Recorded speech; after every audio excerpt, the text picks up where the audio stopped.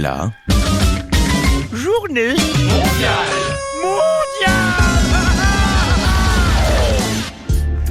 La semaine dernière, un iPhone modifié par un étudiant de l'EPFL pour lui greffer une prise USB-C a été vendu sur eBay pour 86 000 $.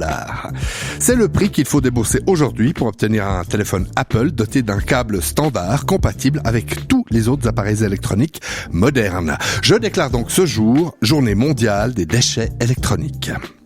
Petit rappel des faits et explications pour Quentin, qui est complètement ignare en électronique. Je suis pas ignare en électronique, j'écoute Kevin Harris et Steve Adopi pour m'ambiancer, la preuve. Mais ta gueule, Quentin, ta gueule. Le câble USB-C, c'est celui qui se normalise depuis 4-5 ans. Il remplace le câble micro USB qui était habituel auparavant. Si l'Union européenne, qui a été suivie par la Suisse, a imposé ce standard en 2009, c'est pour lutter contre les déchets électroniques. Mais non, de Joe, le déchet électronique, c'est l'énergie grise ou quoi? Non, Quentin, putain, les déchets électroniques, c'est 51 kilotonnes de bordel, de chargeurs obsolètes qui sont jetés chaque année en Europe. Pour vous donner une idée, ça représente 5 tours Eiffel de boules de câbles en plastique. Oh putain. Comme vous en avez tous dans un carton, dans une armoire. Ouais, mais bon, ça peut toujours servir, si tu vois ce que je veux dire. Non, Kevin, ça sert pas, ça sert plus, c'est terminé.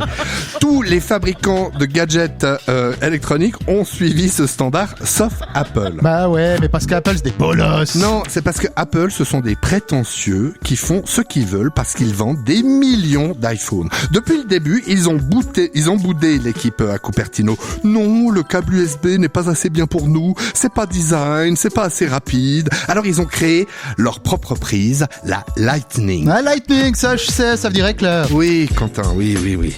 Alors ils ont toujours dit que s'ils utilisaient leur Lightning à la con, c'est parce qu'il était impossible de fixer une prise USB-C sur leur iPhone. Bah moi je les crois. Oui, sauf qu'un étudiant de l'EPFL l'a fait. Alors ok, il est plutôt balèze avec un fer à souder, mais c'est la preuve qu'on peut y arriver. Et franchement, à part Quentin, personne n'en doute. Mais Lightning, c'est surtout une prise propriétaire, ce qui veut dire que quand quelqu'un met ce petit bout de plastoc avec du métal dedans sur un gadget à la con, Apple touche de la thune. Donc c'est pour se faire de la fraîche. Bah ouais, la thune, c'est ça qui est beau. Mais oui, mais c'est aussi pour se faire de la thune qu'Apple et les autres constructeurs collent les composants de leur appareil, qu'ils les rendent impossibles à changer. Les écrans sont soudés, les caméras se fatiguent et les batteries décèdent après 3 ou 4 ans. Comme ça, on peut pas les remplacer. De toute façon, moi je change chaque année quand il y a un nouveau, toujours au top le Quentin. Ouais, mais t'es pas le seul, Quentin. On fait tous comme ça avec tout. Non seulement pour les gadgets électroniques, mais aussi les habits, les chaussures, les voitures. C'est quand la dernière fois, autour de cette table, que vous avez été chez le cordonnier pour ressemeler vos chaussures? Mais ça va ou quoi? On n'est pas des pauvres. Ah ça non.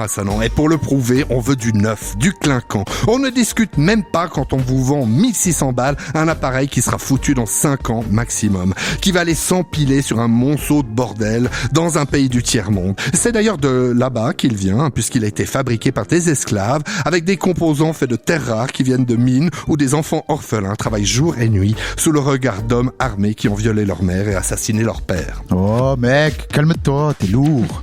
Oui, je sais, c'est pénible, mais je suis comme toi, Quentin.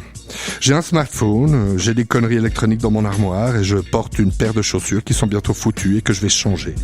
Je regarde tous ces câbles qui traînent dans mon tiroir à bordel et je me dis que je devrais les recycler, les attacher ensemble et en faire un petit martinet pour me flageller avec.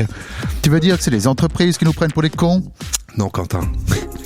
Elles nous prennent pas pour des cons. On est des cons. Les bras cassés.